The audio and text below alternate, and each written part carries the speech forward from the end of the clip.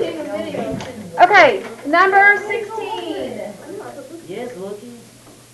Two rectangles were used to form the following figure. Use the ruler provided to measure the dimensions of the figure to the nearest quarter of an inch. You have a ruler on your formula charts, but you don't need to get it. Then you'd have to tear everything apart unless you've got it. Savannah's got hers out. So we're going to measure everything to the nearest quarter of an inch. Okay, I've already measured. Okay, so this side right here is 4 inches. I knew it. I knew it with my finger. And this bottom part is 5 inches.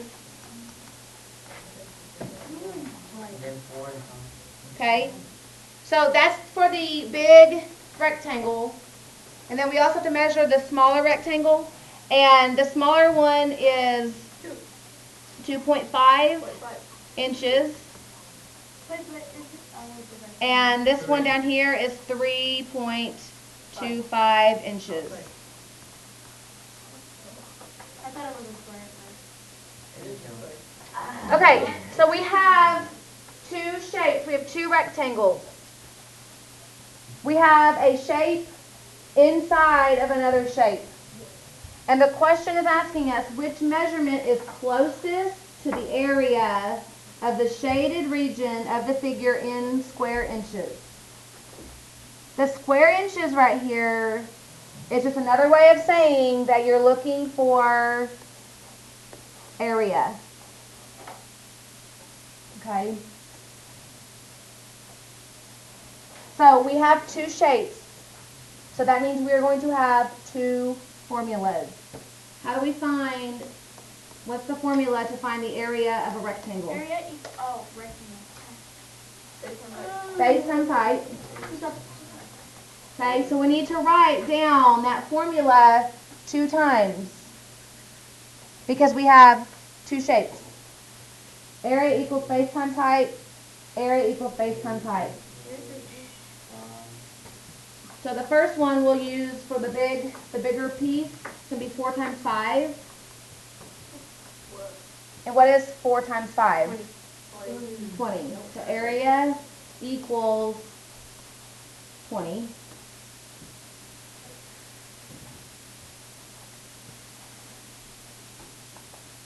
And then for the smaller one, we're going to have area equals 2.5 times 3.25.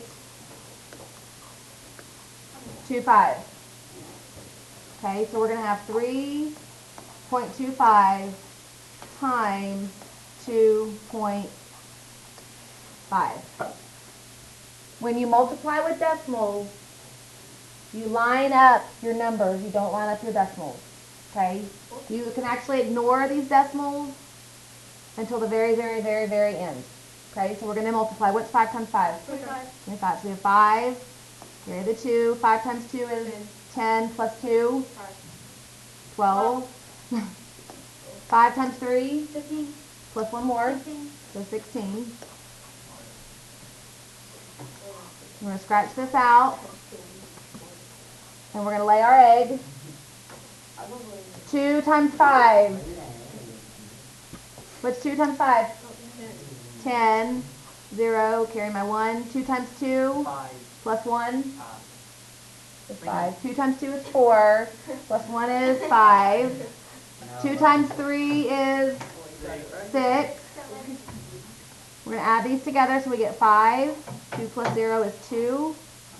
6 plus 5 is 11. Carry our 1, 6, 7, 8. Now what do we do with those decimals?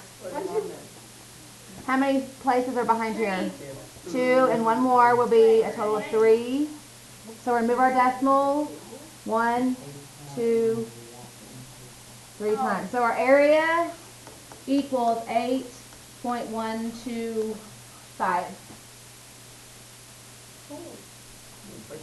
Okay.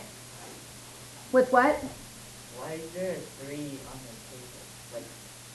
the paper? 3 decimal places. 1, 2, 3. Oh. So we have to move our decimal at the end 1, 2, 3 times. Okay? All right. When you have a shape inside of another shape. When you have a shape inside of another shape, you're going to subtract their areas. When you have a shape inside of another shape, you subtract their areas.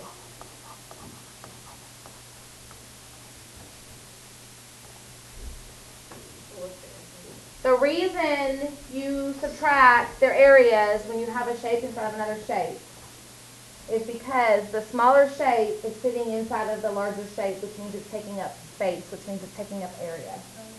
Okay? If we pretend like this big piece right here, that big rectangle is your bedroom, okay? Your bedroom wall. And then you stick a bed, we'll pretend like this is your bed, in the middle. Isn't your bed taking up space in your room? Okay? And so that leaves you with just this area left over, right? Left over takes up area within.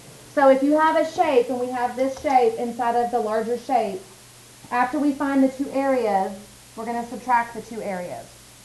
How do you know which area to put on top to subtract? The bigger number. The bigger number, okay? We're taking the smaller area away from the larger area because the smaller piece is taking up space outside of the larger piece, okay? All right, I'm going to delete all this so we can see. So we have the big one was 20, and I'm going to add a decimal and 3 zeros. Do we have to line up for decimals? Yes, that's why I added a decimal and 3 zeros, because when you add or subtract decimals, you have to line up your decimals. Minus 8.125.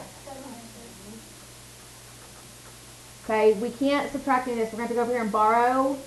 This becomes 10. We're going to keep borrowing all the way till we get back to the 5. And 10 minus 5 is what? 5. 9 minus 2? 7. 8. Point. 1. 1. So the shaded area, this is the shaded area, is what? Right, it's closest to 11 inches. And it says right here, closest to the area of the shaded region. I told y'all. Okay, you did. You were correct. Your hypothesis was correct. No, it was a hard process. It was the answer. You were making an educated guess.